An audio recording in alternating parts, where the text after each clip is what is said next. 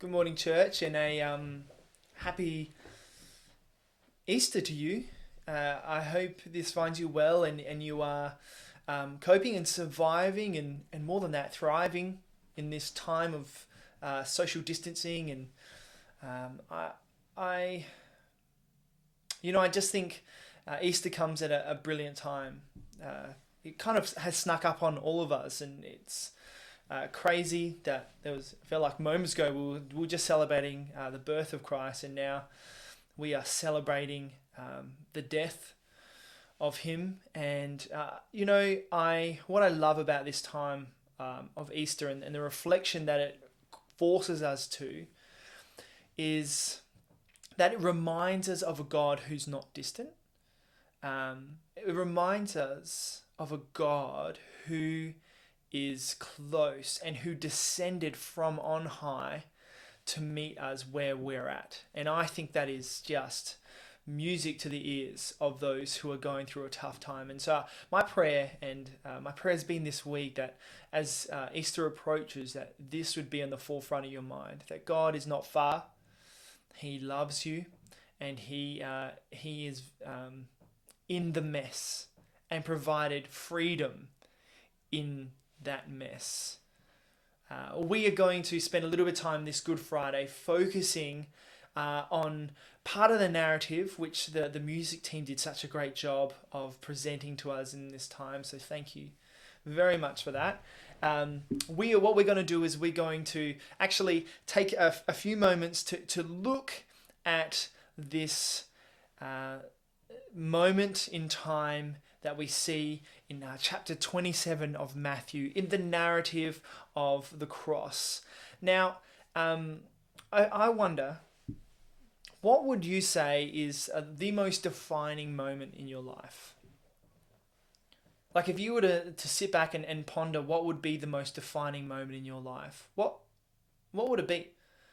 Perhaps that's something that you can chat about amongst your family. What would be a defining moment? If you could bring it down to maybe just one moment, what do you think it would be? Would it be a birth of a child? Would it be a great parenting moment? Would it be meeting your spouse, or a really tough time that you went through? Maybe a beating of a sickness or something along those lines. What would be a defining moment in your life? If you think about the cross, it's probably the most defining moment, not just in Christendom, as Christians, but within the world. You think about it, most of Western culture is built upon the ideas that came from either the man who was crucified, Jesus, or his followers, or it's influenced by the culture that the church had made. Western society was built upon these truths, right? That come from this moment in time. You can think of wars were fought because of the movement that was created at this time, and whether good or bad, there's some bad and some in no relation to what was taught by Jesus. But it's a very defining moment, and even more closely, in the cross, in Christ crucified, we see so much of a defining of what we believe. And today I want to just take a moment to look at three really important things that are defined in this narrative and in the cross, and see the outcome of that in our lives. So the things I want to look at is that the cross defines justice, the cross defines real forgiveness, and the cross defines love. Now, today we're going to have a look at the narrative in Matthew 27, and we're going to look and center around Matthew 27, 11 to 26. So if you would like to open that up and have a look for yourself, that would be great. But what we see here is that Jesus is now being pulled before the governor, the Jewish Sanhedrin, which was the leaders of and particularly the religious leaders of the Jewish people. They gathered. They arrested Jesus in the night. They gathered, and then they brought him before them, and they had their own trial and garnered the decision that Jesus deserves to die. And so then they take him before the governor of Rome. Now, this is such a dramatic story because the Jewish people didn't have the authority to be able to kill Jesus, and nor necessarily would they, because I don't know whether they would want that blood on their hands. They would prefer to give that responsibility over to the Romans, because Jesus was very popular. And he was, whether loved or unloved, he had a reputation in around all that, and especially with the lower end of society. The people who, the Galileans of all those people, and so they bring him before this governor Pilate, and we see in verse 11 that this dialogue that goes on between Jesus and Pilate. And I really want to just take a moment. Let's have a look at this first one. It says the first one is in the cross we see real justice. Now, justice is a legal term, right? And it is that that someone is brought before the courts, and their consequences is given. So to make justified is to be seen as your convictions have been nullified, as in you are treated as just as you haven't sinned, right? So for someone to get justice means that all the things that they've done before the law is put upon them. And so it was the government's role to outwork justice in those times. It was very important for them that the Roman government did this. And they were big on justice, right? Now, think about this, right? You put the justice that we see in this story, and we'll look at it in a sec, compared to the justice that we're going to see outworked by God, right? The cross is the greatest justifying moment in history, and in amongst it, we see the lack of justice within humanity. You look at the Jewish leaders.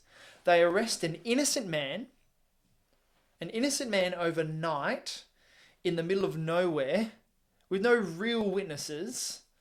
They take him, and he's beaten and treated poorly, given a false trial, and then taken before Pilate to try and, kind of forcing this thing to happen. So there's a misjustice going on there. They're misjudging him for who he is. They are completely caught up in their traditionalism and missing the fact of who Jesus says he is and who he truly is. Then have a look at Pilate. If you want to see someone who's trying to skirt his responsibility in this scenario more than ever, he asks Jesus who he says he is, or he says, "Are you the King of the Jews?" And Jesus' response is recorded in the Bible, in the English Standard Version. He says, "You have said so." Now, in the Greek translation, what he says is, "Your words, not mine." So Jesus has been quite convoluted, because what he's ultimately saying is he's like, I am who you think I am, but I'm not a threat to you. I'm not an insurrectionist. I'm not trying to pull this. I'm not a threat to Rome. And you can see that Pilate kind of picks it up there, and he's almost saying, Jesus, defend yourself. You notice that as the chief priests and the elders in verse 12 are saying, "Oh, we want an answer from you." Pilate's is like, "Don't you hear what they're saying? Come on, Jesus, do something about this." But Jesus says nothing. And this catches Pilate off. So we see, as the story goes, what Pilate does is he brings forward this dodgy guy named Barabbas, and he and they had this tradition where they would have two criminals, and within that tradition they would set one of them free. And so holding up Jesus, who he thought, well, this guy is popular, to this Barabbas dude, he was thinking, well, this is easy. Like, these two dudes they're gonna smash this. Like, it's gonna be totally fine. But we see that the crowds are whipped up into a frenzy by the Jewish leaders, and are like, no, we want Barabbas. And you can see him kind of like, oh, okay, well, and this epic scene, like, think about it, like, he's in this court and there's people everywhere and they're drummed up into a frenzy, like, like the greatest rock show ever, like, you know what I mean? Like, it's just buzzing, so much so that it says that, like, fearful of a riot. And so he then, what he does is, he says, well, what do you want me to do with this guy? Like, and they're like, crucify him. And you see, like, he's like really hesitant. Now, in amongst all that, his wife contacts him, and especially in the Roman world, dreams were seen as the way that gods would communicate with them. And she's like, don't have anything to do with this. This is bad. But what I find interesting is that rather than just shutting down the moment and squishing it with Roman authority, which has been done trillions of times, and it happens later in AD 70 when Rome gets sick of Jerusalem and they just send a group and just crush Jerusalem and knock it to the ground. But rather than defend it, he gets a bowl, he washes his hands of it, and he says, I'm innocent of this man's blood. But then says, take him to be crucified. That's not justice. Like, that is a man dodging his justice, dodging his role in a society. Like, in the same way as you and I, we see bad things go on and we just ignore it all the time. Like, we cry out for justice all the time. Like, all the time. God, this is unjust, especially when it's got something to do with you and me, okay? Don't you reckon? We are forever trying to defend ourselves by our own justice. But you notice, right, is that he does exactly what we would do, is that he just goes, oh, I don't know. I don't know anything about it. The Jews, they misjudge it. He gives them, Jesus, an unjust result. Now, you put that up against Jesus, who was there to bring absolute justice, real justice. It is on the cross that he is sent to and beaten half to death and put on this cross that God throws all of his justice on him. The very same justice that you and I deserved, perfectly personified in these Jewish leaders, in the Jewish crowds, and in the Roman rule. Unjust, serving themselves. Even Pilate notices that these Jewish leaders are, they're just envious of how pretty sweet this Jesus guy is. And they're completely out for themselves.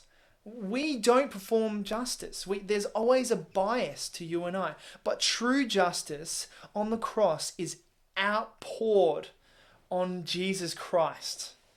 All the wrath of God is poured out on Jesus, which is supposed to be for you and I. I just find that is that is a moving thing when you think about it.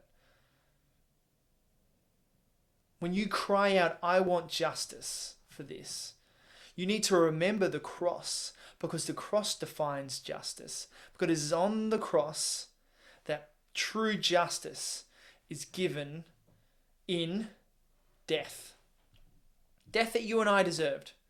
And then he absorbed it all. And so when you cry out for justice, God points you back to Jesus and says, and in Christ, true justice is given. So the next thing we see is this. We see that the cross defines real forgiveness. This is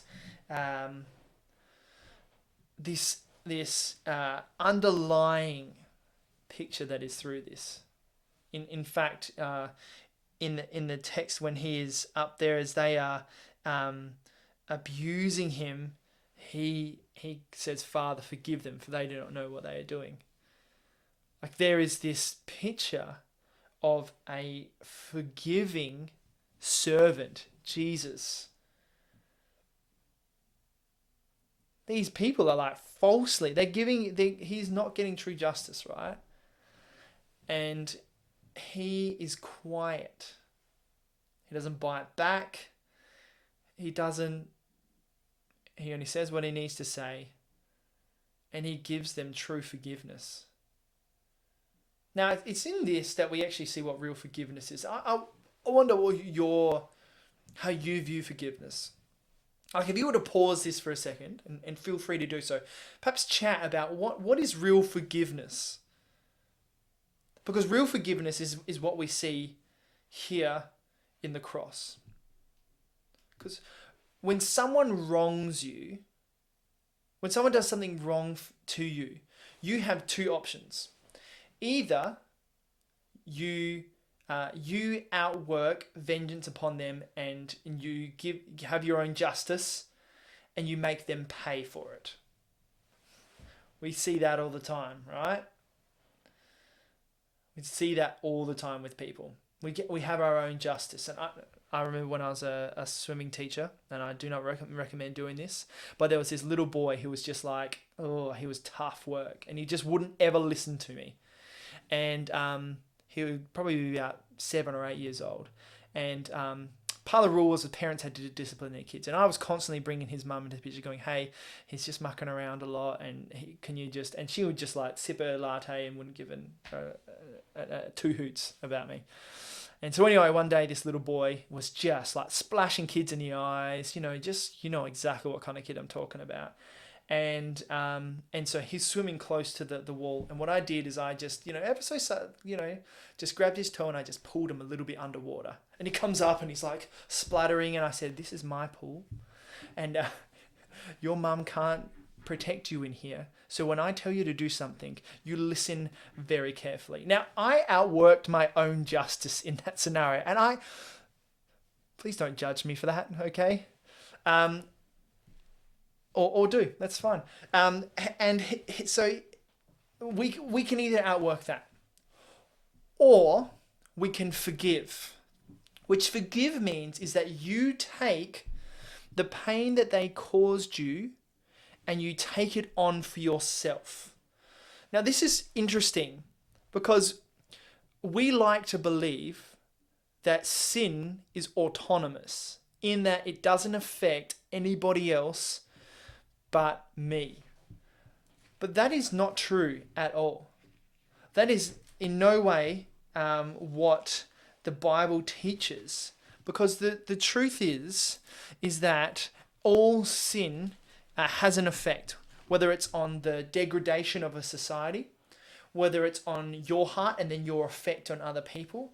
But ultimately, all sin is against God. And the Bible talks about this really, really clearly. In fact, probably the clearest way to explain it is in Psalm 51, where David has sinned by sleeping with this lady who's not his wife, and then killing her husband to try and cover it up.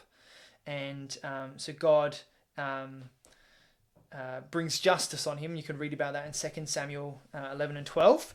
But he says this in Psalm 51, is his response to God after he's just been condemned. He says, "Have mercy on me, O God, according to your steadfast love, according to your abundant mercy, blot out my transgressions. Wash me thoroughly from my iniquity, and cleanse me from my sin. For I know my transgressions. My sin is ever before me." Ever felt like that before?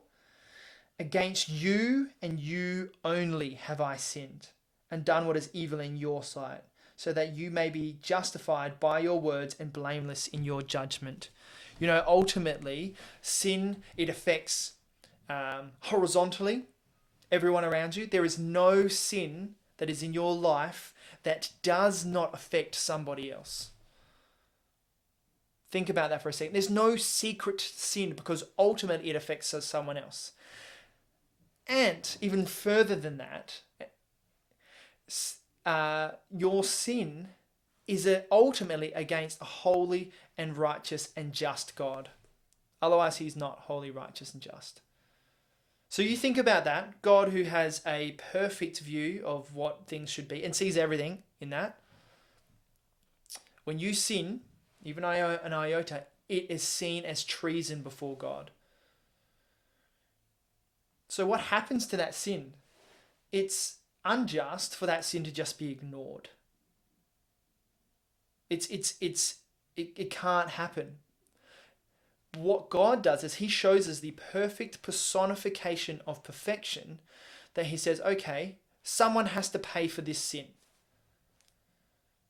I will pay for it. And so then he descends from heaven and he lives perfectly with no sin so that he could be that unblemished lamb that would take on all of our sin, thus showing us what true forgiveness is like.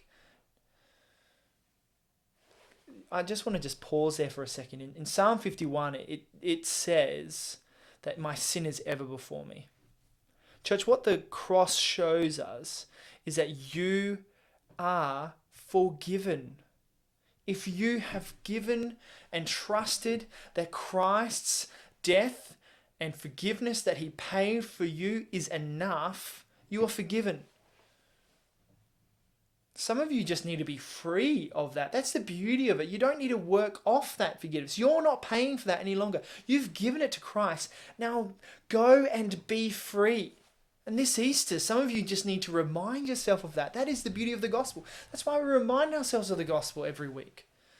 Because the fact that he showed us true forgiveness, you are free. And that is just the best news. Quietly he went to the cross because he knew on the cross he could bring true forgiveness. And the last is love. I want you to picture this for a second. God created humanity lovingly. The Bible paints it as this picture of him getting in amongst his creation and forming male and female. He makes them and he gives them a purpose, which is to know him and reflect him on this earth. And then they rebel against him. So then he comes and he clothes himself in that very humanity that he made. You think about the cosmic God of the universe. Comes and comes as a lowly carpenter, and dresses himself in humanity and lives a life that we couldn't live, right? Those people who he comes for, they reject him. The very same, just as they exhibit exactly what Adam and Eve did, the lack of belief in what God said. That rebellion of Adam and Eve was a lack of belief in who he was. And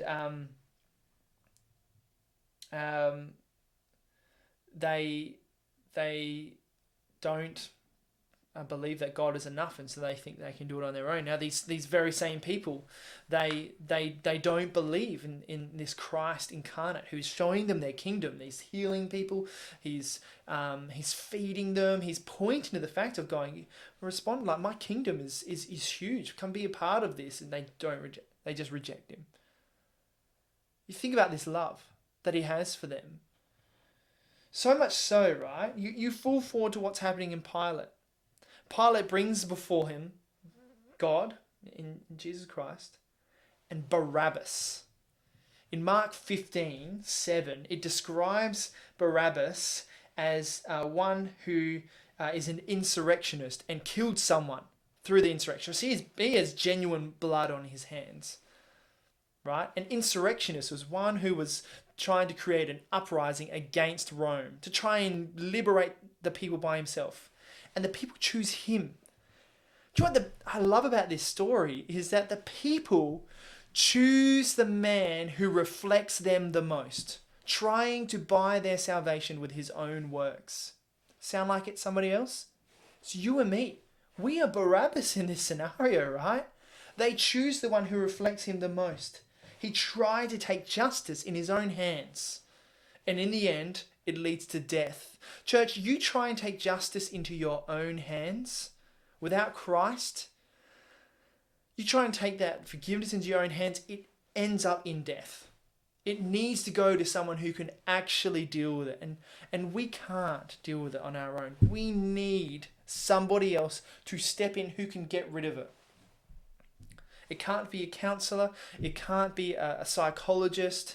It has to be Christ who takes that physical thing and removes it from us.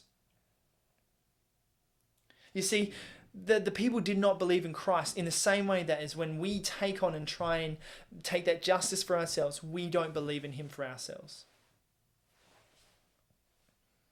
Yet, Christ lovingly or self-sacrificially goes to that cross and he pays the ultimate price that we never could, yet he does.